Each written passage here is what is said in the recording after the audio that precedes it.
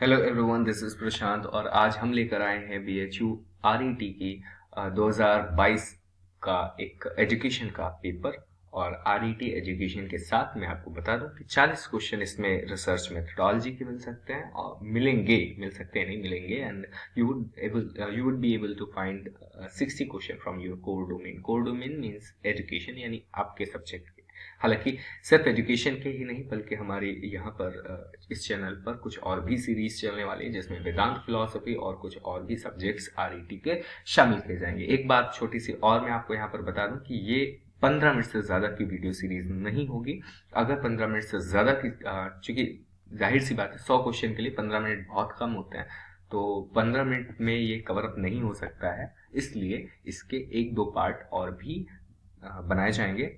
और अगर आपको इसका फुल एक्सप्लेनेशन चाहिए तो फुल एक्सप्लेनेशन आपको ऑन डिमांड ही मिलेगा, वीडियो, ऑडियो और पीडीएफ के फॉर्म में। तीनों फॉर्म में अवेलेबल है, लेकिन ये it is up to you कि आप किस डिमांड में इसको कंसिडर आउट करना चाहते हैं। हालांकि यूट्यूब की सीरीज में या यूट्यूब के इतिहास में ये पहली बार होगा कि हम मिनिमम टाइम में मैक्सिमम क्वेश्चंस को कवर अप करेंगे। 2 मिनट का वक्त बीत चुका है, लगभग में 1.5 मिनट कंप्लीट भी होने को आए हैं। 2 मिनट हम लोग कंप्लीट करने जा रहे हैं।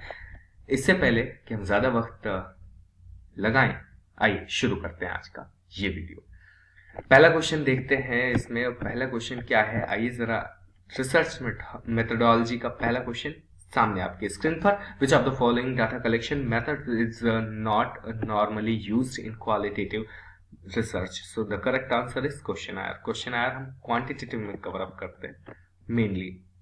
The next question is, when a hypothesis states that there is no difference between two situations, groups, outcomes, or the prevalence of a condition, it is known as null hypothesis. So the next question is, what is the main aim of main aim of interdisciplinary research? So the main aim of interdisciplinary research is to bring out the holistic approach to a research. बात करते हैं next question की, which is here that which of the following feature is considered as a critical in qualitative research? Critical किसे कहते हैं, कौन सी चीज critical कही जाती है क्वालिटेटिव रिसर्च में? For collecting data with bottom up empirical evidences, ये चीज क्रिटिकल मानी जाती है। हालांकि नेक्स्ट क्वेश्चन है यहाँ पर, parameter indicates the characteristic of which of the following? So population है ना, पॉपुलेशन जो है पैरामीटर इंडिकेट करता है पॉपुलेशन के कैरेक्टर्स को। ठीक है, चलिए बात करते हैं आगे की। 7th question is here, which of the following is an indication of the quality of a research journal? So ये आप सीधा इम्पैक्ट फैक्टर, जिसको हम आई फैक्टर के नाम से भी जानते हैं, वो इसका सही आंसर होगा। The sampling technique based on referral system of respondents is known as snowball sampling. ये बहुत बार आरईटी में पूछा गया क्वेश्चन है। What is the first stage of systematic review of literature? सीधी सी बात, defining the purpose and scope of review. The next question here is, what does it mean to operationalize a variable for empirical research? So defining variables into measurable factors is the mean to operationalize a variable for empirical research. The next question here is, ANOVA is used to calculate what? ANOVA is used to calculate the difference among more than two treatments. अच्छा, ANCOVA की अगर बात करें तो अनकोवा से related एक question शायद आप लोगों के उसमें नेट एग्जामिनेशन में मिला होगा। तो अनकोवा में हम एक स्पेसिफिक चीज को जोड़ करके, मतलब अनोवा में जब हम एक स्पेसिफिक चीज को जोड़ देते हैं तो वो अनकोवा में जाता है। वो क्या है वो सब भी बात करेंगे हम लोग, लेकिन अभी नहीं, अभी वक्त बहुत कम है। बात करते हैं नेक्स्ट क्वेश्चन की, जो है 12th क्वेश्चन। 12th क्वेश्चन दिया है, dash are errors that can be attributed to sources other than sampling and they can be random or non-random. So non-sampling errors, we can consider it as. Which of the following is not a type of non-probability sampling? Non-probability sampling क्या नहीं? Cluster is a probability sampling, non-probability में ये नहीं आता है। अच्छा, बात करते हैं नेक्स्ट क्वेश्चन की। The idea generation by two or more people thinking as freely as possible in is formally known as brainstorming. आगे बढ़ते हैं। नेक्स्ट क्वेश्चन यहाँ पर आपको दिया गया है, in research methodology in research terminology, the extraneous variable can be described as the several factors operating in a real life situation that is not measured in the study may affect changes in the dependent variable। बात करते हैं next question. 16th question यहाँ पर दिया गया, what is meant by a spurious relationship between two variables। मिथ्या संबंध क्या है? तो भाई ये मिथ्या संबंध एक ऐसी चीज होती है ना जो मतलब दिखती कुछ है होती कुछ है ना। ये ठीक है, इसमें वो चीज कह सकते हैं ना कि एक ऐसा relationship that appears to be true, जो सही दिखता है ना। बिकॉज क्यों दिखता है? Because each variable is related to a third one, है ना। ये यूनिवर्सिटीज में लड़के लड़कियों में आपको बहुत देखने को मिल जाता है। एक क्या होता है, छोड़िए आगे बढ़ते हैं। नेक्स्ट क्वेश्चन आपका यहाँ पर दिया गया है, first step of research is what. So the first step of research is identification of a research problem. ठीक, देन आफ्टर भी कुछ चीजें होती है, वो अलग की बात है। Which one of the following is not a correct option, या नॉट करेक्ट अबाउट हाइपोथेसिस। तो हाइपोथेसिस में क्या नहीं होता है, ये नेसेसरी नहीं होती कि hypothesis must never be capable of being proved और डिसअप्रूव्ड। ठीक है, कभी भी साबित हो सकने या साबित ना होने के योग्य ना हो, ऐसा तो हो ही नहीं सकता। मतलब दो में से एक ही चीज हो सकती है, या तो वो अप्रूव हो जाएगी या फिर डिसअप्रूव होगी, है ना। तो एक चीज तो होनी है ना, अगर वो हाँ है तो हाँ होगा, ना होगा तो ना होगा। लेकिन हाँ और ना अगर आपने डिसाइड किया है चेक करने के लिए, तो वो या तो हाँ हो जाएगी या ना हो जाएगी, है ना। तो कैसे कह सकते हैं कि ये नहीं होगा, है ना। तो चलिए ठीक है, वो आगे बात करते हैं। 19th क्वेश्चन हमारा दिया गया है, a researcher has obtained a set of data having the values 1 4 5 4 6 4 8 4 9 3 2। Find out the mode. सीधी सी बात है, बोलने में ही आपको समझ में आ गया होगा मोड इसका क्या है। जिसकी फ्रीक्वेंसी ज्यादा वो मोड, ये हो गया 4। आंसर हो गया। 20th क्वेश्चन पर चलते हैं, हाउ टू जज the depth of any research. So by research objective we can calculate या find out the objective, we can find out the depth of a research with the help of their objectives। Next question is, which of the following is not related to the qualitative research? So इसका answer होगा survey method। Next question is here, willingness of a study participants to participate in the study is obtained by what? So it is obtained by informed consent। वो उनको informed consent करके through किया जाता है। चलिए बात करते हैं नेक्स्ट क्वेश्चन की, which of the following is not a referencing style. याद रखिएगा, Index Medicus is not a referencing style. Sensitivity of a test measures what? Sensitivity of a test measures the true positives। The next question is here, type 2 error occurs if the null hypothesis accepted when even if it is false। चलिए बात करते हैं next question की। Next question is, when the data set contains two many extreme values the most representative average value is what. So the most representative average value would be median. ठीक है, mean नहीं होगा।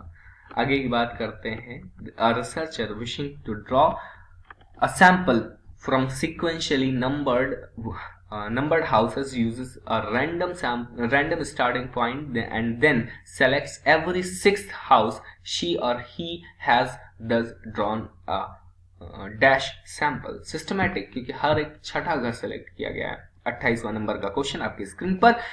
randomized clinical trials can be best described as experimental studies। ठीक, लेकिन ये बच्चों पर नहीं हो सकती, याद रखिएगा। बच्चों क्या मतलब, इसमें कुछ लीगलिटीज भी होते हैं, इसलिए उनको याद रखना बहुत जरूरी है। weight is the dash scale of measurement as political affiliation to the dash scale of measurement। सीधी सी बात है कि वेट जो है वो रेशियो स्केल में आता है, और पॉलिटिकल पार्टीज के जो नॉमिनेशन है, नाम जैसे फॉर एग्जांपल आपका एनडीए, जेडीयू, या बीजेपी, है ना, कांग्रेस जिसको हम एनसीडब्ल्यू भी कहते हैं, वो सब क्या है, वो सब नाम है, नॉमिनल स्केल में आएंगे। ठीक है, आगे की बात करते हैं। हमारा नेक्स्ट क्वेश्चन है यहाँ पर 30th question, when alpha is 0.05 it means what, it means हमारा जो है एरर का जो प्रोबेबिलिटी है वो 0.05 होगा। ठीक है, टाइप 1 एरर का प्रोबेबिलिटी 0.05 होगा। Reliability of a measurement means what? The method of measurement procedure the same results when repeated it. ठीक है, चलिए बार बार करने पर सेम रिजल्ट मिलेगा। If you had a Z score of 2.33, this would tell you what? This would tell that our score was 2.33 SD above the mean। Mean position से 2.33 standard deviation ज्यादा है हमारा स्कोर। ठीक, sample means are what? Sample means are the point estimates of the population mean. The next question is here, field studies related to what? The field studies related to the real life situation. The next question is here, which of the following software is a reference manager? तो reference manager का software EndNote होता है, हालांकि ये software के साथ साथ कुछ और भी चीजें include out करता है। ठीक है, आगे की बात करते हैं। विच of the following is a plagiarism checking tool. इस प्लेगरिज्म चेकिंग टूल को हम एंटी प्लेगरिज्म टूल भी कहते हैं। और यहाँ पर जो आपको दिया गया, ऑर्किड वगैरह नहीं है, स्कोपस नहीं है, पबलोन नहीं है, क्या है, ऑथेंटिकेट है। The most common structure of a research article in scientific journal is what? सबसे पहले इंट्रोडक्शन लिखते हैं, मेथोडोलॉजी लिखते हैं, रिजल्ट एंड डिस्कशन लिखते हैं, then after we can conclude the thing and lastly हम मेंशन करते हैं रेफरेंस। हालांकि अगर आप ध्यान से देखें तो रेफरेंस हम लास्ट में लिखते हैं, इससे हम पहला और दूसरा पहला और तीसरा ऑप्शन एलिमिनेशन राउंड से कर सकते थे। और उसके बाद में हम अगर ध्यान से देखें तो पहला हमें चेक करने की जरूरत नहीं होती, इंट्रोडक्शन के बाद डायरेक्ट हम समरी लिखते नहीं, इसलिए पहला ऑप्शन हमारा एलिमिनेट हो जाएगा सीधा सीधा, और थर्ड हमारा सही आंसर हो जाएगा। क्योंकि समरी हम अगर पहली चीज तो हम समरी थीसिस में लिखते हैं, रिसर्च प्रपोजल या सिनॉप्सिस हम लिखते नहीं है ना, तो समरी का काम वहीं खत्म हो जाता है। ठीक, क्योंकि क्वेश्चन क्या पूछा गया था, क्वेश्चन में पूछा गया था रिसर्च आर्टिकल। हाँ, रिसर्च आर्टिकल में तो समरी लिखते हैं, लेकिन समरी किसके पास लिखते हैं, समरी हम लिखते हैं कंक्लूजन के आसपास। ठीक है, यानी कि रेफरेंस से पहले ही लिखते हैं ना। अब ये आ गया इंट्रोडक्शन के बाद, इसलिए पहला ऑप्शन में ही गलत हो जाता है। चलिए बात करते हैं 38 क्वेश्चन की। 38 क्वेश्चन कहता है कि मेजर ऑफ सिमेट्री और asymmetry of data distribution it is known as skewness. Skewness को हम तिरछापन कहते हैं। हाँ, ये क्वेश्चन आपका जो है वो इंटरप्रिटेशन से दिया हुआ रिलेटेड क्वेश्चन है। इसमें आप चीजों को समझिए। नंबर ऑफ गर्ल्स और नंबर ऑफ बॉयज दिया गया है participating in a rally from 5 different schools. कुछ नंबर्स दिए गए हैं और स्कूल्स हैं ABCDE, और उसमें बॉयज और गर्ल्स दिए गए हैं। बॉयज का जो हिस्टोग्राम बना हुआ है वो ब्लैंक है, और सॉरी बॉयज का ब्लैक कलर से फिल्ड है, गर्ल्स का पूरी तरह से ब्लैंक है। बात करते हैं पहला question, what is the total number of girls participating in rally from schools A and C together. School C, A और C दोनों की बात की जाती है, तो दोनों के हम नंबर ऑफ गर्ल्स पार्टिसिपेशन की वैल्यू कैलकुलेट करेंगे और ऐड कर देंगे। 925 would be the correct answer here. इसी तरीके से एक यहाँ पर डिस्क्रिपेंसी वाली क्वेश्चन की बात भी हुई है, उसकी हम बात नहीं करेंगे क्योंकि उसमें डिस्क्रिपेंसी थी।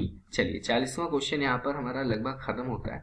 इस 40वें क्वेश्चन के बाद हमारा शुरू हो जाता है सब्जेक्ट एंड एरिया कंसर्न, जो कि हमारा एजुकेशन सब्जेक्ट है। 41st क्वेश्चन की बात करेंगे। 41st क्वेश्चन में कहा जाता है विच of the following is not a component of ID model. ID model का कंपोनेंट क्या नहीं है? अथॉरिटेटिव बिल्कुल नहीं होता। सपने में भी मत सोच लेना कि A फॉर अथॉरिटेटिव होता है, जबकि DD क्या होता है, DDI जो होता है वो DDIE फॉर इवोल्यूशन हो जाता है, D से हो जाता है design development and implementation. A for क्या होता है आप कमेंट करके मुझे नीचे बता सकते हैं। बात करते हैं नेक्स्ट क्वेश्चन की। When was the USSR satellite Sputnik launched? In 1957 it was firstly launched by Russia, है ना।